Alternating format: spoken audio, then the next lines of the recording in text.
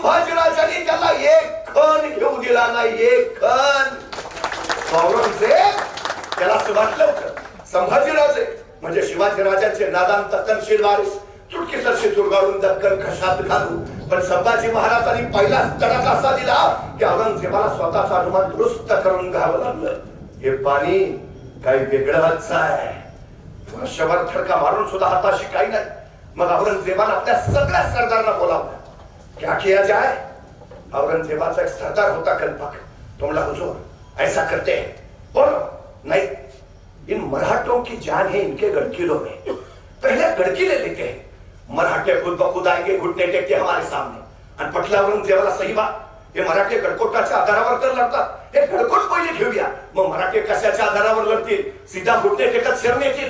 आणि मग औरंगजेबाला विचार, ठीक है तो ऐसा कौन सा किला जो जल से जल लिया जा सकता हो.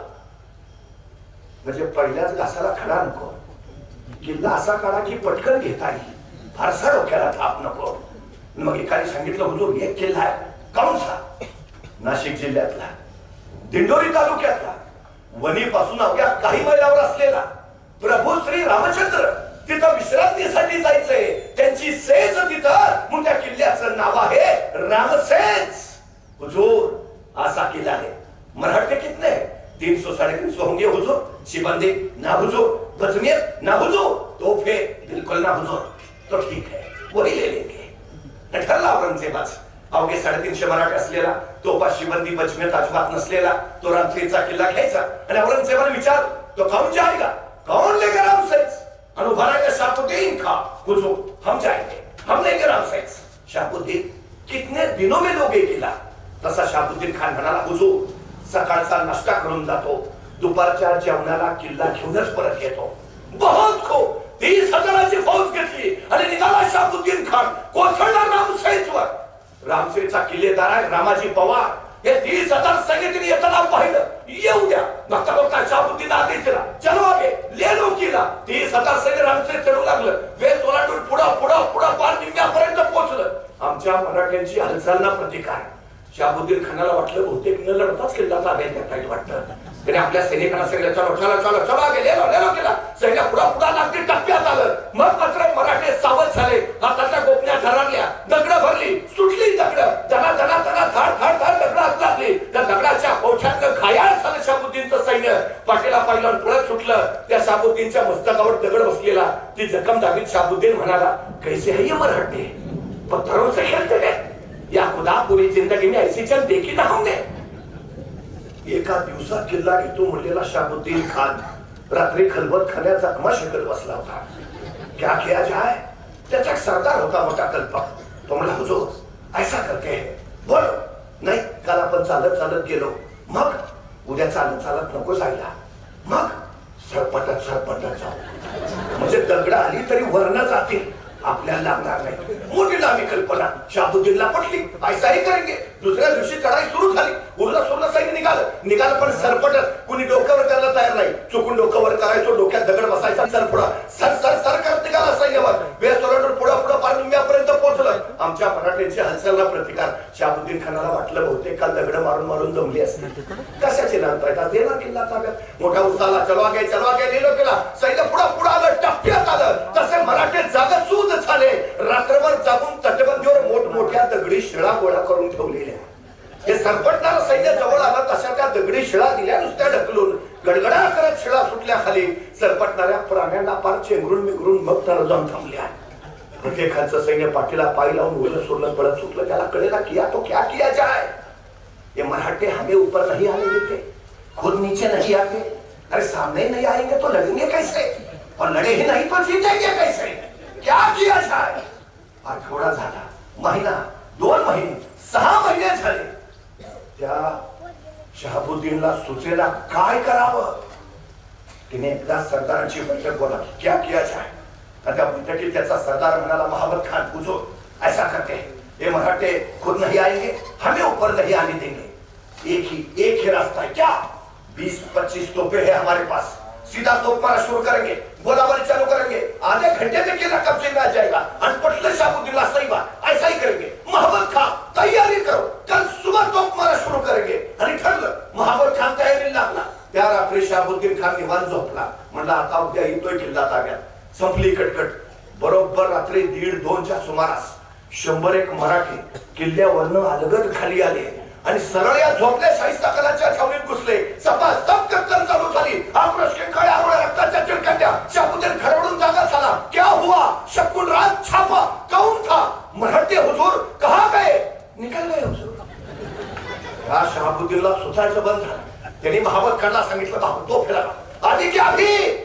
तसा महाबत खान म्हणला हुजूर रात्रीचे 2 वाजलेत. अंधेरा है. अभी तोहफे लगाएंगे तो गोले सीधे हम पे ही बरसेंगे. सुबह तक राह देखते हैं.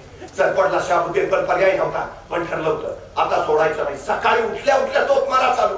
दुसऱ्या दिवशी सकाळी 6-6:30 वाजता शाही हत्तीच्या अंबारात शहाबुद्दीन बसला. 20-25 तोफा किल्ल्याच्या दिशेने तोड करून ठेवल्या. दारुगोळा टसून भरलाय. वातान बाहेर काढली. आता इशारा झाली की वातान पेटवायची. तोफ मारा चालू आणि शहाबुद्दीन खानाची इशारा झाली आणि महाबत खान वातान पेटवणार. त्याच वेळी गडावरून आवाज झाला धडाम.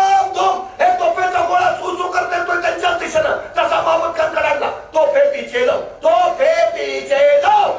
या शहाबुद्दीनला कळायचं बंद झालं. क्या हुआ हुजूर? मरहट्टों ने तो गोलाबारी शुरू कर दी है. आगे रहेंगे उनके गोले सीधे हम पे बरसेंगे. पीछे आएंगे हमारे गोले उन तक नहीं पहुंचेंगे. तोफखाना नाकामयाब हुजूर. या शहाबुद्दीन विचारलं अरे पण मराठ्यांकडे तोफा नव्हत्या ना? तोफा नव्हत्या मराठ्यांकडे मग? तसा महाबत खान म्हणला हुजूर मराठ्यांकडे तोफा नव्हत्या पण डोकं तर होतं. मतलब मराठ्यांनी लाकडाच्या तोफा तयार केल्या. त्याला आत्म जनावराचं कातडं लावलंय. हुजूर त्यांची एक तोफ आपल्या 10 तोफेला भारी आहे. ठीक तोफा तयार केल्या तोफा तयार. दारुगोळा कुठनं आणला? तसा महाबत खान म्हटला मग रात्री छापा कशाला मारले? आपलाच दारुगोळा आहे हुजूर. मराठे परिस्थितीवर लढत नाही बसले, लढत बसले. हल्ली बिघडलो हल्ली कुणीतरी येतो आमची परिस्थिती नव्हती हो तू ग.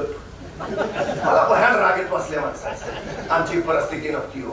परिस्थिती माणसाला घडवती नाही आणि परिस्थिती माणसाला बिघडवती नाही.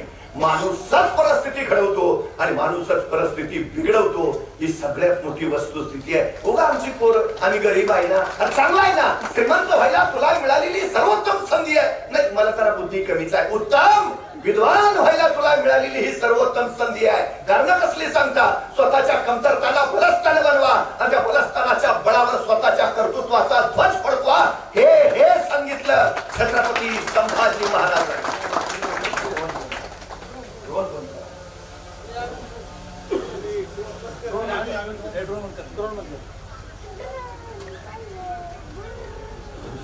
सहा महिने झाले, वर्ष झालं, 1.5 वर्ष झालं. बहादूर खान त्या रामसेशी टकरा घेऊन थांबला. शेवटी औरंगजेबाचं शहाबुद्दीन खानाला पत्र आलं. तुम्हारा 1 दिन कितने सालों का होता है? आओ वापस. औरंगजेबाने विचारला कौन जाएगा, कौन लेगा रामसेस? आणि उभा राहिला बहादूर खान जहान बहादूर खान कोकलताश जंग. काय जोरदार नाव आहे. खान जहान बहादूर खान कोकलताश जंग. आता काही लोक विचारतात त्याची बायको कसं नाव घेत असेल. आता आपल्याला काय करायचं आहे पण त्याचं नाव जोरात आहे. खान जहान बहादूर खान कोकलताश जंग. औरंगजेबाचा दूध भाऊ आहे. तो म्हणला हुजूर हम जाएंगे, हम लेंगे रामसेस. बहादुर खान तुम्हारे नाम में ही बहादुर है.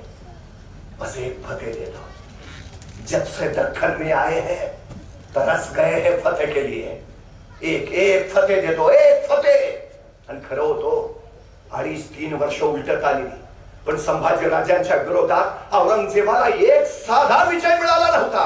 त्याच्या सैन्याचं मानसिक खच्चीकरण इतकं झालेलं कुणी संभाजी राजांच्या विरोधात लढायला तयार नाही. त्यांची मानसिकता अशी की आम्ही मोगल फक्त हरायला आणि मरायला तयार झालोय तर संभाजीराजे फक्त जिंकायला जन्माला.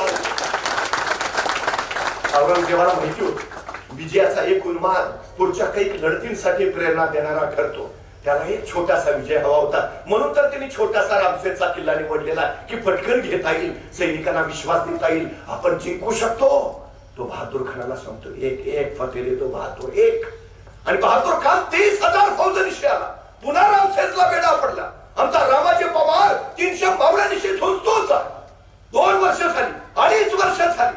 या बहादूर खानालाही काही करता येईना. शेवटी